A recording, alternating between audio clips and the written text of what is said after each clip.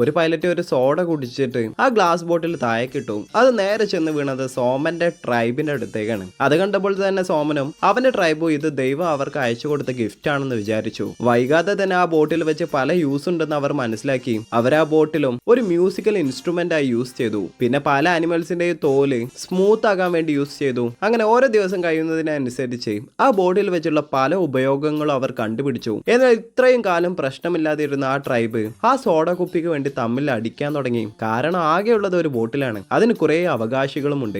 അങ്ങനെ പതിയെ പതിയെ ആ ബോട്ടിൽ ഒരു ശാപം പിടിച്ച സാധനമാണെന്ന് സോമന് മനസ്സിലായി. അവൻ അപ്പോ തന്നെ ഞങ്ങൾക്ക് ഈ ബോട്ടിൽ വേണ്ട, ഇന്നാ തിരിച്ചെടുത്തോ എന്ന് പറഞ്ഞ് ദൈവത്തിന് ആകാശത്തേക്ക് അത് എറിഞ്ഞു കൊടുത്തു. ഓഫ് കോഴ്സ് അത് അവന്റെ തലയിൽ തന്നെ തിരിച്ചു വീണു. ഒരു വഴിയുമില്ലാതെ അവനും ദൂരത്തുള്ള ഒരു സ്ഥലത്ത് കൊണ്ടുപോയി അത് കുഴിച്ചിട്ടു. എന്നാൽ ഒരു ഹൈന ആ കുഴി മാന്തി ആ ബോട്ടിൽ പുറത്തെടുത്തു. എന്നാൽ പിറ്റേ ദിവസം തന്നെ ആ ട്രൈബിലെ ഒരു പയ്യൻ ആ ബോട്ടിൽ കണ്ടുപിടിച്ചു. തിരിച്ച് അവരുടെ വീട്ടിലേക്ക് തന്നെ കൊണ്ടുപോയി. അതിനുവേണ്ടി വേറൊരു പയ്യനുമായി അടിയായി. ഇത് കണ്ട സോമനും ഈ പണ്ടാറം പിടിച്ച ബോട്ടിൽ കയ്യിൽ നിന്നും പോകില്ല എന്ന് മനസ്സിലാക്കി ആ ബോട്ടിൽ ആർക്കും കിട്ടാത്ത ഒരു സ്ഥലത്തേക്ക് കൊണ്ടുപോയി കളയാൻ യാത്രയായി.